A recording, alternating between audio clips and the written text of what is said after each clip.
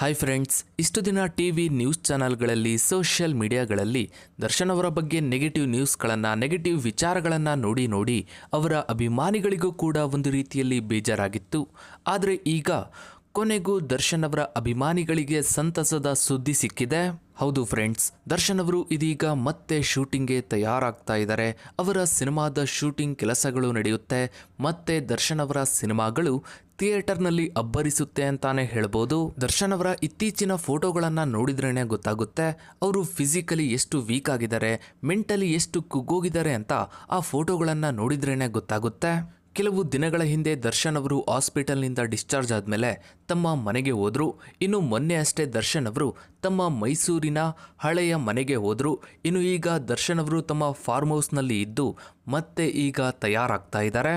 ಅದರಲ್ಲೂ ದರ್ಶನ್ ಅವರು ತಮ್ಮ ಫಾರ್ಮ್ ಹೌಸ್ನಲ್ಲಿ ವಾಕ್ ಮಾಡ್ತಾ ಇರುವಂತಹ ಕೆಲವು ವಿಡಿಯೋಗಳು ಸೋಷಿಯಲ್ ಮೀಡಿಯಾದಲ್ಲಿ ಸಾಕಷ್ಟು ವೈರಲ್ ಆಗ್ತಾ ಇದೆ. ದರ್ಶನ್ ಅವರಂತೂ ವಾಕ್ ಮಾಡೋಕ್ಕೂ ಕೂಡ ನಡೆಯೋಕ್ಕೂ ಕೂಡ ತುಂಬಾ ಕಷ್ಟಪಡ್ತಾ ಇದ್ದಾರೆ.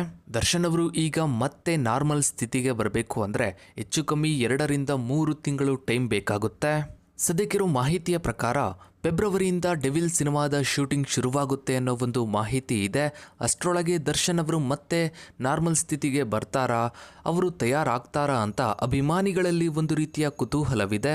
ಈಗಂತೂ ದರ್ಶನ್ ಅವರು ಫಿಸಿಕಲಿ ತುಂಬ ಅಂದರೆ ತುಂಬಾ ವೀಕ್ ಆಗಿದ್ದಾರೆ. ಹೀಗಾಗಿನೇ ಕೆಲ ತಿಂಗಳ ಕಾಲ ಟೈಮನ್ನು ತಗೊಂಡು ಅವರು ಮತ್ತೆ ನಾರ್ಮಲ್ ಸ್ಥಿತಿಗೆ ಬರಬೇಕಾಗುತ್ತೆ. ಒಟ್ಟಾರೆಯಾಗಿ ಇನ್ನೊಂದು 3-4 ತಿಂಗಳಲ್ಲಿ ಡೆವಿಲ್ ಸಿನಿಮಾದ ಶೂಟಿಂಗ್ ಮತ್ತೆ ಶುರುವಾಗಲಿದೆ. ಮುಂದಿನ ವರ್ಷವೇ ಸಿನಿಮಾವು ಕೂಡ ರಿಲೀಸ್ ಆಗೋ ಸಾಧ್ಯತೆ ಇರುತ್ತೆ. ಇನ್ನು ನೀವು ಕೂಡ ದರ್ಶನ್ ಅವರ ಡೆವಿಲ್ ಸಿನಿಮಾಗಾಗಿ ವೆಯ್ಟ್ ಮಾಡ್ತಾ ಇದ್ರೆ ತಪ್ಪದೇ ಕಮೆಂಟ್ ಸೆಕ್ಷನ್ನಲ್ಲಿ ವೇಟಿಂಗ್ ಫಾರ್ ಡೆವಿಲ್ ಅಂತ ಕಮೆಂಟ್ ಮಾಡಿ. ಹಾಗೆ ವಿಡಿಯೋಗೊಂದು ಲೈಕ್ ಮಾಡ್ತಾ ವಿಡಿಯೋನ ಆದಷ್ಟು ಎಲ್ಲ ಕಡೆ ಶೇರ್ ಮಾಡಿ. ನೀವಿನ್ನು ನಮ್ಮ ಚಾನಲ್ಗೆ ಸಬ್ಸ್ಕ್ರೈಬ್ ಆಗಿಲ್ಲ ಅಂದರೆ ಕೆಳಗಡೆ ಕಾಣೋ ಸಬ್ಸ್ಕ್ರೈಬ್ ಬಟನ್ನ ಕ್ಲಿಕ್ ಮಾಡಿ. ಹಾಗೆ ಪಕ್ಕದಲ್ಲಿ ಕಾಣೋ ಬೆಲ್ ಐಕನ್ ಕೂಡ ಕ್ಲಿಕ್ ಮಾಡಿ. Thanks for watching.